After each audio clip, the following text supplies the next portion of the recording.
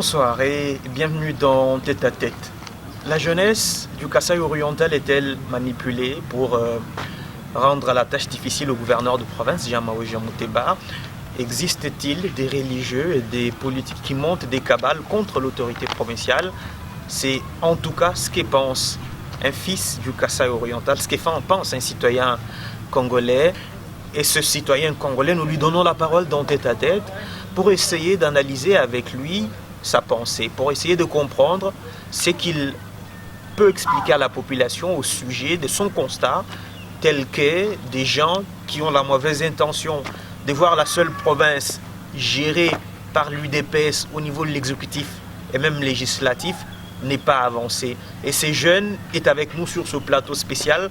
Comme vous le remarquez, nous avons fait le déplacement dans Tête à Tête. Nous allons tout de suite vous le présenter.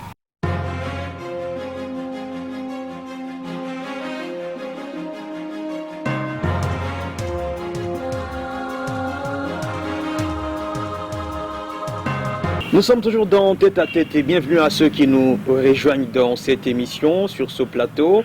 Nous sommes en train de parler d'une réflexion, d'une lettre ouverte initiée par un Congolais, un penseur, un auteur, un politologue qui a écrit à la population du Kasaï oriental, qui s'est décidé de faire entendre sa voix, ses observations, ses constats et son opinion évidemment. Et c'est cette lettre que nous sommes en train de décrypter. C'est M. Patrick Mbouyi Mbaya, en parlant du président de la République, du garant du bon fonctionnement des institutions, et que vous avez constaté qu'il y a ceux qui veulent saboter son action. Il y a une question que j'étais en train de poser, c'est une question qui est liée à un élément que vous soulevez, une illustration. Vous voulez démontrer le fait qu'il y a des gens qui sabotent l'action du président de la République en faisant un lien avec la déchéance des gouverneurs dans quelques provinces. Pourtant, les députés ne font que jouir de leurs prérogatives comme parlementaires, selon qu'ils constatent que telle ou telle autre autorité provinciale ne fait pas correctement son travail. Oui. Dans la lettre, j'ai eu à dire que le processus de la décentralisation causait déjà des sérieux problèmes dans notre pays. C'est vrai qu'il est reconnu aux députés provinciaux de contrôler les exécutifs provinciaux. Et ça, c'est leur devoir, ce qu'ils doivent faire. Mais on constate seulement que face à certaines difficultés évidentes que personne n'ignore, que eux-mêmes députés n'ignorent, ils en profitent. Ils en profitent pour manipuler l'opinion, ils en profitent pour rendre le pays ingouvernable, comme je l'ai dit. Et cela profite aux ennemis de la nation. Pourquoi? Parce que c'est comme dans la Bible, je pense que vous êtes chrétien. Les diables ne profitent que sur la faiblesse de l'humain. Ils ne créent pas quelque chose d'à côté. C'est ce que tu as toujours l'habitude de faire. C'est de là que tu vas tomber. C'est à travers ce que les députés ont toujours eu à faire. Est-ce que vous vous souviendrez que dans ce pays, on a eu des moments ou des provinces où il n'y avait pas de gouverneur de province? Parce qu'on a connu le même processus. Et est-ce que les choses ont changé? C'est là qu'on devrait se poser des questions. Savoir qu'on a toujours eu à faire des motions, il y a des gouverneurs qui sont partis, mais est-ce que cela a changé les choses? Parce que le problème dans notre pays, ce qu'on voit les individus, c'est dit que si tel part et que tel venait, les choses vont marcher. Or qu'en réalité, la personne qui pense à ça, il ne pense pas que les choses vont changer. C'est seulement que ce sera son tour, ce sera le tour de son frère, ce sera à leur niveau, à leur famille, de bénéficier de l'argent de l'État. C'est-à-dire que si tel partait, nous aussi, ce sera notre tour, parce que lui ne veut pas nous donner de l'argent, ou ne veut pas céder à nos petites ambitions, et que là, on va profiter, après son départ, on va faire ce qu'on a envie de faire. C'est un peu ça. Et c'est à travers cela que le pays sera ingouvernable. Parce que la vision du chef de l'État ne s'arrête pas qu'à Kinshasa, la capitale de la République, mais cette vision devrait être implantée au niveau de fin fond du pays. au niveau des provinces. Et ceux qui portent la vision du chef de l'État dans les provinces, ce sont les gouverneurs de province. Nous avons vu les gouverneurs des provinces sont l'émanation des assemblées provinciales. Et donc tout naturellement... qui sont aussi l'émanation du peuple, parce que ce sont les députés qui sont élus du peuple. Justement, les députés émanation du peuple. Et par peuple, ricochet, on va dire que les gouverneurs... élus par les députés, donc répondant devant ces députés. Bien sûr. Automatiquement, les gouverneurs de province ne travaillent pas correctement, les députés ont le droit de les déchoir. Oui, mais on doit se poser la question. Travailler correctement, c'est quoi? C'est là qu'on doit comprendre. Parce qu'on va se dire comme ça, ah, il ne travaille pas correctement, tel ou... Ce qu'on a vu dans d'autres provinces, je dis, il y a un gouverneur qui est parti de soi-même. C'est dit, il a avancé des arguments. Il a dit, comme il n'y a pas de confiance entre l'exécutif et les pouvoirs législatifs, je pars. Il est parti. Est-ce que les choses ont changé? Bon, il vient de partir, je crois que c'est Omaï Ndombe. Oui, mais les choses n'ont pas changé. Il vient de partir, peut-être que son prédécesseur va Qu'est-ce que son prédécesseur... Parce qu'on doit savoir les choses correctement. Qu'est-ce qu'on lui reprochait? Qu'est-ce qu'on reproche aux autres aussi? On leur reproche notamment... Tous, on les reproche la même chose. L'inaction, la même chose. Qu'ils ne font rien. De réalisation sur terrain. Mais c'est ce que je soulève dans cette lettre. Alors que beaucoup de provinces dans notre pays ne vivent que de la rétrocession. Et cette rétrocession, qui constitue la majeure partie du budget des provinces, arrive rarement ou presque pas. Et il n'y a que quelques provinces qui ont la capacité de mobiliser les recettes. Et toutes les autres ici n'ont pas. Ils devraient normalement survivre à partir de la caisse de péréquation.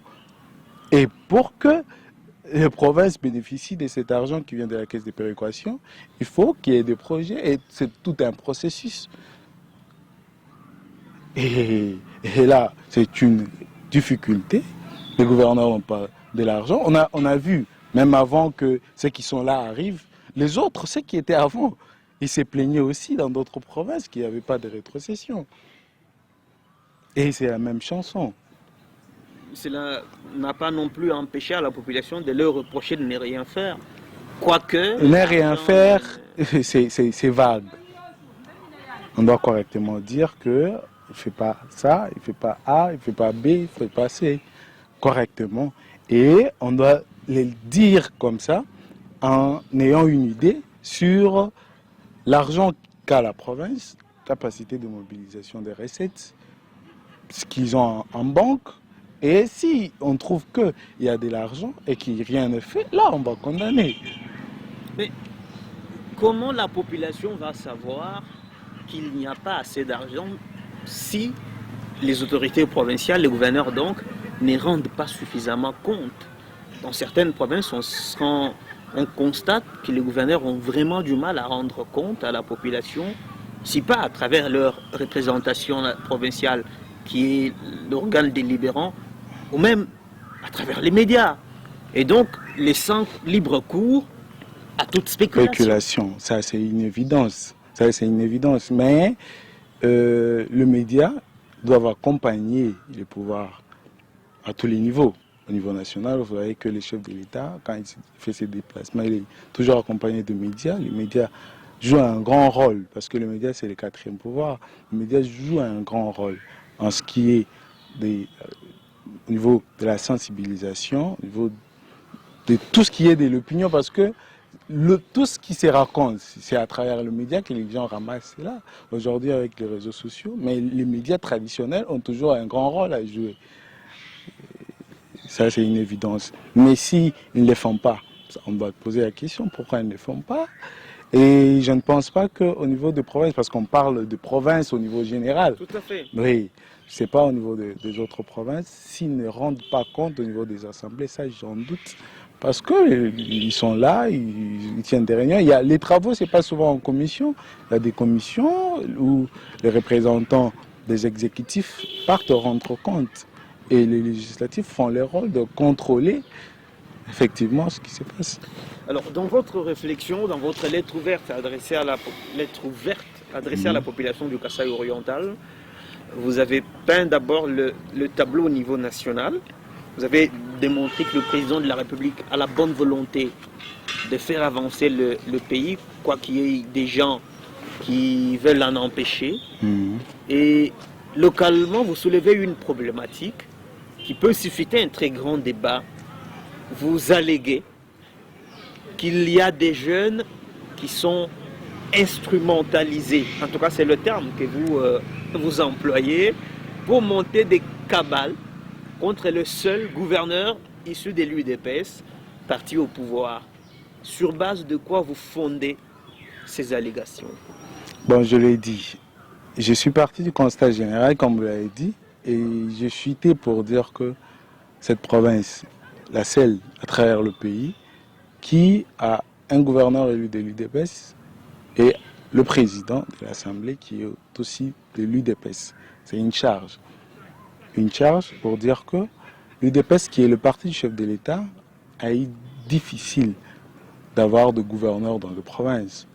Ce qui rend déjà dur la réalisation de la vision du chef de l'État. Heureusement que le pouvoir se trouve en coalition. Encore mieux, il faut se poser la question sur cette coalition, que les autres provinces vont accompagner le chef de l'État dans l'accomplissement de sa vision à travers le pays. Mais à partir de cela, on ne va pas oublier que l'UDPS, le parti au pouvoir, n'a qu'un seul gouverneur. Et ce gouverneur-là, les autres le regardent. Parce que en 2023, en 2022, quand on sera face à la population, quand le président de la République sera face au peuple, il va rendre compte seul. Et il va rendre compte, pas au nom de la coalition, mais au nom de son parti, le parti qui l'a fait élire. C'est ce parti-là, l'UDPS. On va se poser aussi la question, on va lui poser aussi la question, de savoir qu'est-ce que vous avez eu à faire, comment est-ce que vous avez eu à gérer. Et on ne va pas se limiter qu'au niveau national. On va dire que vous, l'UDPS, vous avez eu le gouverneur, vous avez eu un président de l'Assemblée provinciale, qu'est-ce que vous avez eu à faire? Et dans cette réflexion, je me dis que les gens devraient servir de modèle. Parce que c'est à travers eux qu'on va dire, voilà comment le chef de l'État gère. Parce qu'au niveau national, les chefs de l'État gèrent avec les autres, ceux qui viennent des autres partis. Il est en coalition. Mais c'est ici où il gère seul. Parce que c'est l'UDPS qui gère. Et là, l'UDPS est rédévable. Et ça fait pleurer lorsque nous voyons que dans cette province où l'UDPS est au pouvoir à tous les niveaux, mais il y a ce qui se passe. Il y a les gens qui racontent, il y a des gens qui racontent ce qu'ils veulent. Si vous êtes... Qu'est-ce qui fait pleurer? C'est qu'il y ait des jeunes qui expriment librement leurs opinions. Exprimer librement leurs opinions, oui. Mais souvent, quand on dit jeunes, actuellement dans notre pays, ça donne une certaine connotation. Aujourd'hui, est considéré comme jeune toute personne qui est moins âgée. Ça, c'est vrai, naturellement, mais on considère jeune comme tout celui qui réfléchit comme ça. Or que c'est pas ça. On voit dans les réseaux sociaux les gens qui racontent n'importe quoi parce que tel les a appelés, il leur a offert à boire ou un truc, il dit partez faire ça. On a des informations, nous connaissons. Moi, je suis un peu connecté sur les réseaux sociaux, je suis trop actif là et je vois ce qui se passe. Et ça fait pleurer. Ça fait pleurer parce qu'il y a des gens qui vous racontent des choses. Mais lorsque vous échangez avec la personne, ces jeunes-là qui réclament, qui disent des choses, lorsque vous vous posez des questions essentielles sur telle ou telle question, il ne sait pas se défendre. Il ne sait pas défendre ce qu'il prétend défendre. C'est-à-dire ces jeunes-là que tu dis qu'ils expriment librement leur opinion. Exprimer, déjà il faut partir de là. Exprimer, c'est extérioriser ses pensées. C'est-à-dire quand on s'exprime, on ne prend pas les pensées des autres. On prend ses propres pensées. De l'intérieur, on les sort à l'extérieur. Mais c'est que vous disiez qu'ils s'expriment. Mais ils ne s'expriment pas. Ils sont en train de raconter les opinions des autres.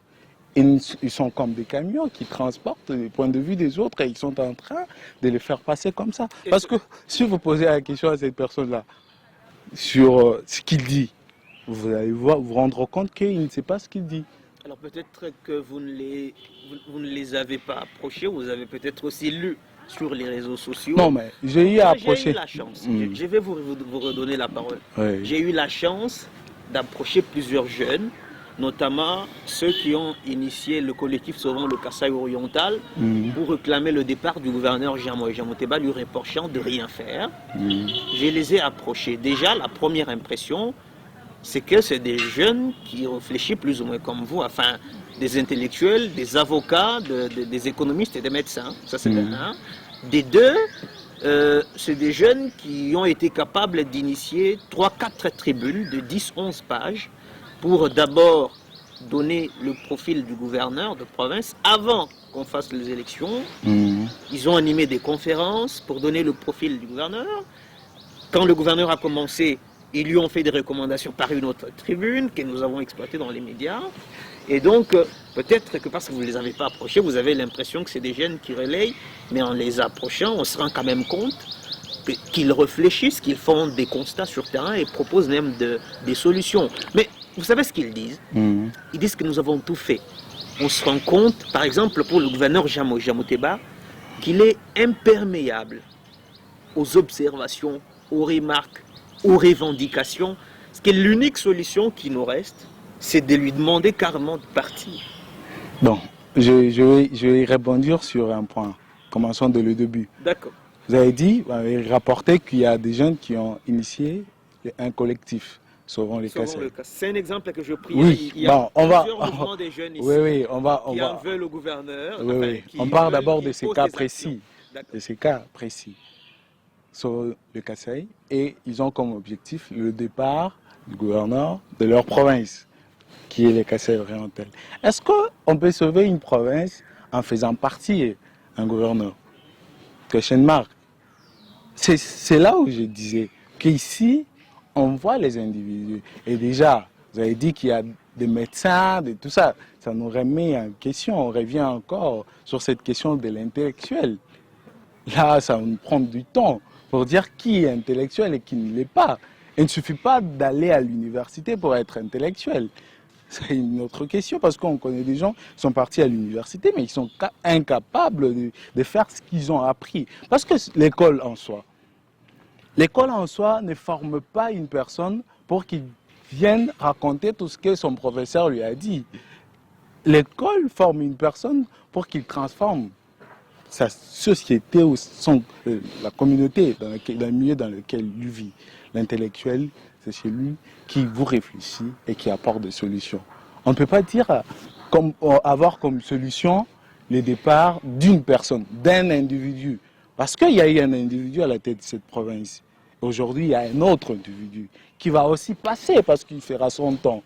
Mais cela ne doit pas être un objectif. Je vais parler comme ça. Récemment, ce que j'aurais appris. Cet individu constitue un frein au développement. Comment est-ce qu'un seul individu va constituer un frein au développement d'une province? Patrick, nous sommes en train de parler du gouverneur de province. Il ne s'agit pas d'un simple citoyen. Mais il ne peut pas constituer... du seul citoyen du Kasaï oriental qui a le pouvoir constitutionnel d'engager des travaux de construction d'une route. Mais tiens, s'il vous plaît, les lois du pays lui reconnaissent, le seul en tout cas en province, qui est légalement reconnu d'amorcer des travaux publics. Il a son gouvernement. Enfin, il a un gouvernement. Enfin, je parle du gouvernement de province. Le gouvernement oui, il a un gouvernement parce que le gouverneur de province est le chef de l'exécutif provincial. Si on le prend comme individu, c'est là que vous pouvez avoir raison en considérant que comme individu, à lui seul, il ne peut pas constituer un frein au développement de la province. Oui. Mais si vous considérez le gouverneur comme cette personnalité établie par les lois de la République, comme la seule habilité à engager des grands travaux, la seule habilité à assurer la protection des personnes et des biens à travers tous les services qui sont mis à sa disposition, et donc vu dans cet angle-là, on peut considérer que le gouverneur à lui seul peut constituer un frein au développement du moment qu'il ne donne pas l'impulsion, du moment qu'il ne pose pas des actions que la population réclame. Et donc, ces ONG, ces jeunes que vous dites qui sont instrumentalisés, je vous ai dit qu'ils ont quand même formulé plusieurs recommandations. Bon, moi, je vais revenir sur la question de cette jeunesse. Parce que les jeunes ne peuvent pas avoir comme revendication le départ de tel ou tel autre. Parce qu'il y a les véritables revendications de la jeunesse. Ce qui devrait préoccuper cette jeunesse. Est-ce que ces jeunes-là, qui veulent sauver leur province, c'est-à-dire qu'ils sont tellement intéressants, qu'ils ont des bonnes idées, qu'ils veulent à ce que leur province aille de l'avant, mais est-ce que ces jeunes connaissent d'abord leurs revendications tout naturelles en tant que jeunes? Je pense qu'ils n'ont pas ces revendications, ils n'ont pas l'idée sur ces revendications. Parce que... C'est ce que vous pensez ou Non, mais parce que ben non, mais dans ce qu'ils font... Chaque jour, ils réclament l'eau, ils le réclament jour où... les bonnes routes. Non, mais là, ce sont des revendications. Vous savez qu'il y a peu, la ville de Mbujimaï, elle seule, a eu à célébrer ses 100 ans d'existence. Mais 100 ans, c'est pas peu. Et est-ce que dans 100 ans, M. Maouija était à la tête de province? Est-ce que la ville de Mbujimaï est développée? Pourquoi on ne se pose pas ces questions-là? La ville de Mbujimaï a 100 ans, c'est-à-dire actuellement, c'est plus de 100 ans que la ville de Mbujimaï existe comme ville. Mais est-ce que cette ville s'est développée? C'est là qu'on devrait se poser des questions. On ne voit pas un individu, on ne va pas se mettre là et dire bah, tel qu'il parte après. Non. Après, on va mettre quelqu'un d'autre quand on va bouffer, on va dire qu'il parte aussi. Plus compétent, plus avec la bonne volonté d'impulser le développement. Non. C'est que les personnes, ce que j'ai dit, l'intellectuel, lorsqu'il observe le milieu dans lequel il vit, il voit le problème qu'il y a. Il réfléchit aux solutions. Parce qu'on réfléchit en termes d'avenir, on ne réfléchit pas en termes de soi, de ses intérêts, ou dire que parce que demain, tel sera là, et après. Non. Si on réfléchit en termes de la nation, en termes de l'avenir, on va se dire que, voilà, telle question, à telle question, on apporte telle solution. La question de l'eau, la question de l'emploi, voilà les questions fondamentales auxquelles ces jeunes-là devraient se mettre et réfléchir et apporter des solutions. Apporter des solutions, ce n'est pas seulement... Parce que vous savez, l'État en soi, on ne parle pas du niveau de la province, l'État au niveau national, l'État comme organe, l'État c'est une machine qui fonctionne, qui a aussi ses failles. Parce que vous savez que lorsqu'on est comme ça, on est lambda comme nous sommes à l'extérieur, vu de l'extérieur, nous avons des idées. Mais apporter ce que nous avons comme idée au niveau de la pratique, il y a des contraintes comme nous l'avons souligné, d'ordre financier, des contraintes liées à la politique au niveau national, au niveau général. Parce que M. Maouija, je ne veux pas parler d'individus, mais comme vous l'avez cité, a présenté son programme de gouvernement, à ce que je sache. C'est-à-dire qu'il a une vision de ce qu'il veut faire dans 5 ans. Il a une vision. Est-ce que vous avez eu à poser des questions à ces jeunes-là qui veulent sauver le Kasaï sur le programme de gouvernance de M. Maouija? Est-ce qu'ils l'ont lu? Est-ce qu'ils l'ont eu à amender? Parce qu'il faut voir les idées qu'a une personne pour amender. Parce qu'on ne va pas dire que tel est imperméable pendant qu'on ne sait même pas sa vision. Il faut connaître sa vision pour dire que... Ils étaient déjà là les jours de la présentation de son programme. Est-ce qu'ils l'ont lu? Est-ce qu'ils ont lu le programme? Alors, pour aider ces jeunes qui nous regardent, où est-ce qu'ils peuvent le trouver, le programme? Je ne suis pas porte-parole de M. Maouija. Bon, tiens, parce que... oui, il a ses services, alors, il a un cabinet. Je pose une question qui paraît moins importante, mais qui a toute son importance dans le fait que ces jeunes à qui vous demandez de réfléchir, admettons qu'ils se sont réunis, enfin, ils se réunissent souvent, ils nous invitent, on entend ce qu'ils disent, on leur pose des questions. Ils se sont réunis, ils ont réfléchi, ils ont initié une tribune de 12 pages. Ils ont invité la presse, ils ont publié leur tribune. Qu'est-ce que vous leur demandez de faire de plus? Ils sont partis à l'Assemblée provinciale, ils ont déposé cette tribune par exemple. Enfin, qu'est-ce que vous leur demandez de plus?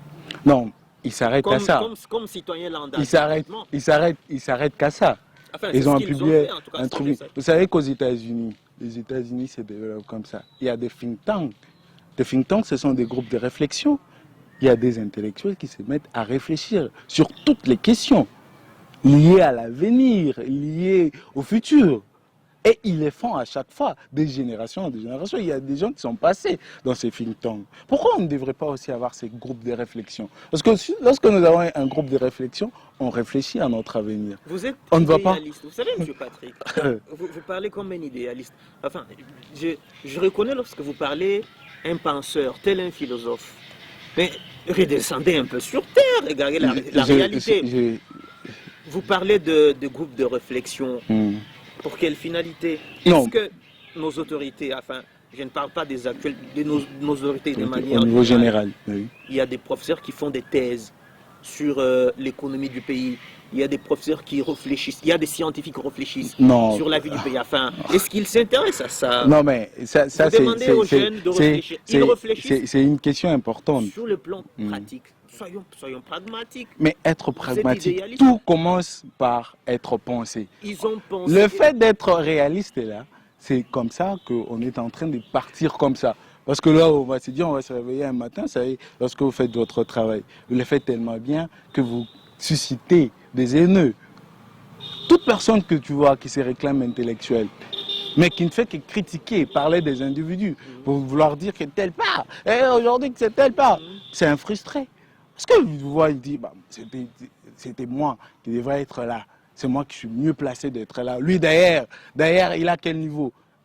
Une personne qui se limite à ce niveau-là, il va se dire qu'il parte. Aujourd'hui, vous savez que vous pouvez aussi vous réveiller comme ça, il y a des gens qui vont dire, bah, lui là, qu'est-ce qu'il fait de mieux? Par voir votre boss, il dit bah, qu'il lui parte, que je le remplace. C'est comme ça, ce sont des frustrés. Parce qu'une bonne personne, lorsqu'il voit que vous avez failli à une de vos tâches, il vient vous voir et vous dit voilà, vous devez faire ça, ça, ça, ça. Et après, on observe. Que devrait faire la jeunesse du Kasaï oriental, à votre avis? Ça, c'est ce que j'ai dit à la fin de ce que j'ai dit ici. C'est-à-dire que nous, en tant que peuple, nous, je parle du nous en tant que peuple, devons nous considérer comme un ensemble. Un ensemble, c'est un tout, où il y a du bon, il y a du mauvais. On se supporte. Et lorsque nous nous considérons comme un ensemble et on pense à venir, on va se développer.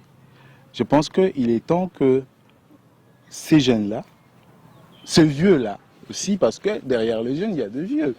Ils ont leurs parents. Sûrement, un jeune, un enfant, il est ce qu'il voit. Il est ce qu'il voit. Parce que ces jeunes-là, ils sont ce qu'ils entendent de vieux. Ils sont ce qu'ils voient faire, le vieux qui sont derrière eux. Et si ces vieux-là, si ces jeunes-là se mettent à réfléchir ensemble, pensons province. Nous, on a eu à faire des aventures comme ça, des aventures dans le bon. On a eu à initier des rencontres avec les ressortissants de la province du Kasaï oriental. À tous les niveaux qu'ils étaient, il y a des gens qui sont mieux placés. C'est vrai qu'il y a des gens, des ressortissants d'ici qui ont beaucoup d'argent, qui ont des trucs, mais ils ne veulent pas construire. Vous voyez que la province n'était pas construite. Déjà qu'à l'époque belge, le Belge n'avait pas pensé à construire la province, il a considéré une province minière. Et nous, on est resté dans cette logique-là. On s'est mis à avoir notre diamant, on ne pense pas à venir, lorsqu'on a l'argent, on le fait comme ça. Parce qu'on pense que, lorsqu'on se met à penser, on devient rêveur.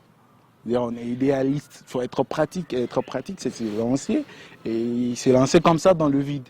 Et quand on se lance dans le vide, ça a une conséquence. Parce qu'on ne sait pas l'issue. Après avoir pensé, oui. On met en place ce qu'on a trouvé de bon, des solutions. Si on a trouvé comment résoudre la question de l'eau. Parce que vous savez qu'on ne doit pas attendre tout de l'État. Nous, en tant que peuple, on doit aussi agir. Nous, en tant qu'individu, on peut résoudre certains problèmes sans pour autant attendre l'intervention de l'État. Je prends un exemple aussi banal. Est-ce que l'État vient chaque matin devant chaque parcelle, dans la parcelle de chaque personne, pour lui dire de balayer? Chacun, c'est tout naturellement que chaque personne se réveille et dit bon, il faut que je mette un peu de propre. Je vois que ça vient naturellement, mais c'est à ce niveau-là que ça va monter. C'est vrai. Cet amour qu'on a pour sa famille, qu'on a pour sa maison, doit aussi monter pour notre avenue, pour notre quartier, pour notre... Ça va monter comme ça, pour alors, la province aussi. Moi, je vais vous énumérer des choses que la population doit attendre. Attendre de qui? Des autorités. Oui. Les routes. Les routes, il faut savoir que... Combien coûte une route asphaltée? Une route, vous savez que... Laissez-moi vous énumérer. Parce que oui, mais j'aimerais que... Parce qu'ici, on est en train de parler des prérogatives qui relèvent de l'autorité publique. Oui, j'aimerais aussi que... Il y a par exemple notre constitution qui reconnaît aux citoyens congolais le droit d'avoir de l'eau potable de la part de l'État, d'avoir du courant, parce que comme citoyen lambda, vous pouvez être millionnaire que vous êtes, si vous vous levez pour aller faire un barrage, vous aurez à payer des taxes, peut-être plus que tout l'investissement que vous avez. C'est dire que c'est un domaine, le monopole de l'État pour l'instant en tout cas. Et donc, c'est des choses que la population, ces jeunes, réclament à l'État parce que c'est des choses qu'ils ne peuvent pas faire. C'est vrai qu'au niveau individuel, chacun peut initier une activité génératrice de recettes, entreprendre et engager deux de ses collègues. Mais ne leur demandez pas d'asphalter des routes, de construire des hôpitaux, des bonnes écoles. C'est ce qu'ils demandent. Vous avez raison. Et c'est tout naturel. À tout naturel. Oui, donc, que la population... Quand même. Non, sur... Est-ce que... Mais est-ce que... Voilà, vous avez dit ce qui est bon. Est-ce que, parce qu'on n'a pas de l'eau, il faut que l'on sache celui qui est là. Ou bien on réclame à celui qui est là de nous donner de l'eau. Tout à fait.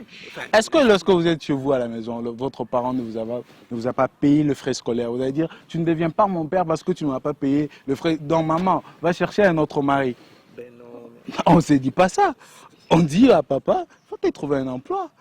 Paye-moi mes frais. C'est mon droit. Mais ce n'est pas pour cette question-là qu'on va chercher son père.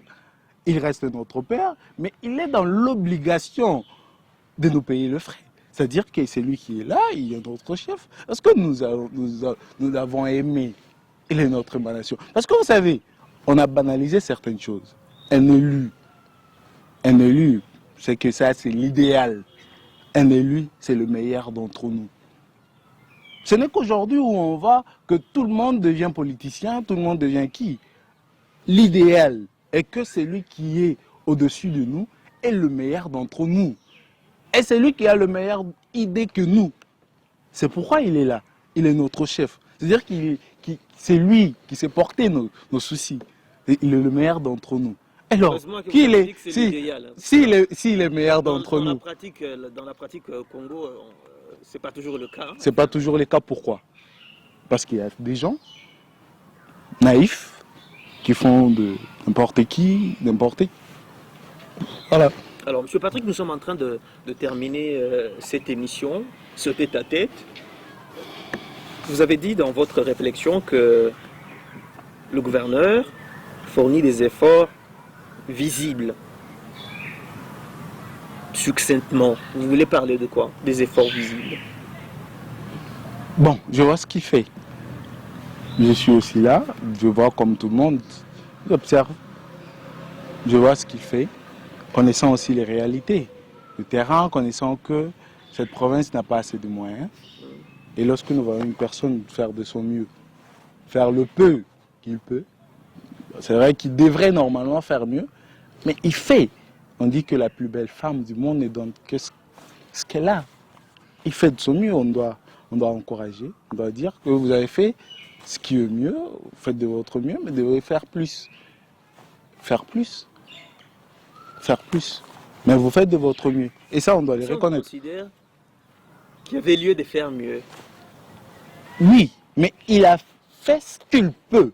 Ce qu'il peut. Ce qu'il peut, c'est-à-dire limite de ses moyens. On dit que l'être humain n'a des limites que de ce qu'il a, ce qui lui impose sa pensée. Mais dans les cas d'espèce, l'État n'a des limites que ce qu'il trouve comme moyen. C'est-à-dire qu'il peut avoir l'ambition de faire 10 km de route, mais les moyens qu'il a lui permettent de faire 3 km.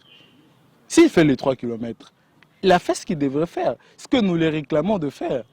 On applaudit, on dit bon, bravo, mais il faut continuer. Vous avez fait mieux, vous avez fait ce que vous avez trouvé, et continuez. Et s'il y avait mieux à faire avec les peu de moyens qu'il a? Mieux à faire comme quoi? Parce qu'on doit dire le mieux là. On doit les nommer. Est-ce que construire des routes, c'est pas mieux? C'est quelque chose de mieux déjà. Ce qu'il a trouvé, il a un programme. Donc il ne fait pas des choses comme ça, il fait ce qui est prévu dans son programme. Bien que je ne suis pas son porte-parole. Je l'ai dit comme ça. Bon, c'est de votre droit de faire des constats, vous constatez que... Bon, je dis ce que je vois. Oui, je vois ce que je vois, mais si vous avez besoin de plus de détails, il faut voir ces services qui peuvent donner de plus en plus. Mais moi, je vois ce qu'il fait et je dis qu'il fait mieux, il fait ce qu'il a trouvé par rapport à ses moyens. On doit l'encourager. Il est notre père. On ne va pas dire que l'exemple que j'ai donné tout à l'heure, c'est-à-dire qu'il est notre père, c'est lui que nous avons. On ne va pas dire qu'il parte, que notre mère trouve par ses prostituées pour trouver une autre personne. Non, celui qui est là, il doit... L'exemple que vous donnez, il y a une filiation sanguine entre le père et leurs enfants. Oui. Ici, c'est quelqu'un que nous pouvons enlever quand nous... Quand nous considérons après que le mandat... fait un mauvais casting. Non, après que le mandat ait pris fin. Pas parce qu'on a... Il n'y a pas d'erreur de casting ici. Oui, il n'y a pas d'erreur de casting parce qu'il est l'émanation de la population. Les députés ne l'ont pas élu parce qu'ils avaient une arme braquée sur leur terre. Non, ils l'ont élu. Vous avez raison. Ils l'ont élu de leur propre gré. Parce qu'ils ont cru à sa vision. Ils ont trouvé que ce qu'il proposait était mieux parce qu'il y avait plusieurs candidats. Et dans les cas du gouverneur Jean Mouteba, il était très populaire d'ailleurs. Alors, élu, quoi de plus normal? Élu comme député national et provincial. Quoi de plus normal? Il avait un soutien populaire. Quoi de plus normal? On ne peut pas démontrer ici. Quoi de plus normal? Il est aussi normal qu'après avoir élu son gouverneur, que quelques citoyens se rendent compte que tiens, c'était une erreur de casting. Non, je ne pense pas. Parce qu'il n'y a pas eu de casting. C'est seulement que le peuple l'a aimé. Ils ont cru à sa... Parce que, vous savez, ici, il y a des éléments que vous n'avez pas mentionnés de ce que j'ai dit ici. Aujourd'hui, les gens crient état des droits. État des droits, état des droits. Mais on oublie aussi la bonne gouvernance. Vous avez suivi aussi comme moi, parce que vous êtes des médias, vous avez suivi qu'à un certain moment on a dit que le gouverneur Maweja était, au niveau financier, au niveau national, il était parmi les meilleurs de gouverneurs. Au niveau financier, il a bien géré les finances publiques. C'est la bonne gouvernance. C'est-à-dire que c'est pas parce que telle personne... Que c'est son cabinet qui l'avait plébiscité parce que... Bon, moi je l'ai appris, d'autres sources. J'ai appris que ça venait des Kin, au niveau national. Le président de la République avait prévu d'auditer le gouvernement, enfin de les évaluer après 3 mois. Oui. Cette évaluation n'a jamais eu lieu et c'est comme ça que on s'est toujours demandé d'où était venue cette évaluation. Mais est-ce qu'on avait dit que c'était le président qui l'avait plébiscité? C'est pas le président de la République. Pas le gouvernement, alors c'était quel service? Enfin, là, c'est une autre question. Et puis, il y a un très grand débat, parce que cette question, je l'ai déjà posée à un collaborateur direct du gouverneur qu'est-ce qu'il de a province, dit? À propos justement de ce plébiscite de meilleurs gestionnaires des finances publiques. Oui. Parce que logiquement, lorsqu'on gère bien les finances publiques, c'est qu'on ne les dilapide pas, c'est qu'on les affecte rationnellement. Et on les a affectés à quoi? Ces millions qui ont été bien gérés. Enfin, vous n'êtes pas son porte-parole, je ne pose pas cette question. Oui. Mais vous avez dit que vous avez eu à poser cette question à son collaborateur. Direct. Moi, j'attends la réponse de son collaborateur. Il vous a sûrement répondu. Sûrement, mais vous, sur base de quoi vous fondez votre observation que le gouverneur a porté une bonne gouvernance de la chose publique? La bonne gouvernance, je vous ai dit qu'il était parmi les meilleurs gestionnaires, mais l'affectation, comme vous l'avez dit, c'est dans ce que nous voyons. Vous savez que gérer, il y a beaucoup de choses dedans, ce que les gens oublient. Par exemple, je prends la charge de la province. Vous savez qu'il y a l'administration. Il faut payer les agents. Les frais de fonctionnement. Non, il faut payer les agents qui constituent une charge pour l'État. Et lorsque l'État mobilise les recettes, il y a ce qui est affecté au niveau de la paye des agents et ce qui est affecté à autre chose, comme on a vu récemment qu'il y a des ravins qui sont en construction et tout. C'est une bonne chose. Et si nous pouvons nous projeter dans l'avenir, tout à l'heure déjà, vous avez prodigué des conseils à la jeunesse, aux jeunes comme vous. Vous leur avez demandé de souvent penser province, de réfléchir sur pas en termes d'individus, voir les individus. Parce que, est-ce que les indicateurs tels qu'est posés par le gouverneur Jean Mouteba peuvent rassurer que nous aurons un avenir radieux d'ici la fin de son mandat? Si nous pouvons terminer par là, vous pouvez conclure aussi. Oui, je pense qu'il va faire mieux. Il va faire mieux. Et je ne peux pas cesser de le répéter que ceux d'entre nous qui réclament qu'il faut qu'ils partent, qu'il faut que d'autres gouverneurs, comme on l'a vu à Kananga, dans d'autres provinces aussi, ça fragilise l'État. Parce que, je l'ai dit ici, la CENI, vous savez, vous suivez tous l'actualité, vous êtes médias. La CENI a déjà des difficultés. Qui va organiser les élections? L'État elle-même n'a pas de moyens. Qui va organiser les élections des gouverneurs? Parce que ça coûte aussi, ça a un coût. Et nous savons tous, et c'est une évidence, que l'État n'est pas en mesure d'organiser les élections. Même dans les provinces où on a déjà déchu le gouverneur. Et on va remplacer par qui? Il y aura un intérimaire. Et l'intérimaire, c'est qui? Ça sera sûrement l'adjoint, c'est lui qui vient après.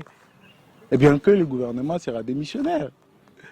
Et là, on ne va pas dire qu'on veut changement. On veut que tel individu tombe. Moi, je dis, lorsque les gens s'unissent pour bâtir, ils grandissent ensemble. Grandir ensemble, c'est aussi se supporter. Avec nos faiblesses, faire confiance aux autorités. Si on trouve qu'il y a mieux à faire, on a des propositions, on a ça, on apporte des propositions. Je ne pense pas que, dans les cas d'espèce, le gouverneur de province soit quelqu'un d'inaccessible. Je pense qu'il rencontre les gens. Ceux qui ont des propositions peuvent toujours le lui faire. Mais je crois qu'il va faire mieux. Et, je ne cesse de le dire, que ceux qui veulent qu'on puisse destituer les gouverneurs de province, dans toute province du pays, veulent que les chefs de l'État échouent. Ce sera mon dernier mot. Monsieur Patrick Mbouy Mbaya, citoyen, écrivain, vous avez dit que vous aimez écrire. Oui, j'écris beaucoup. Je ne suis pas écrivain, mais je suis auteur.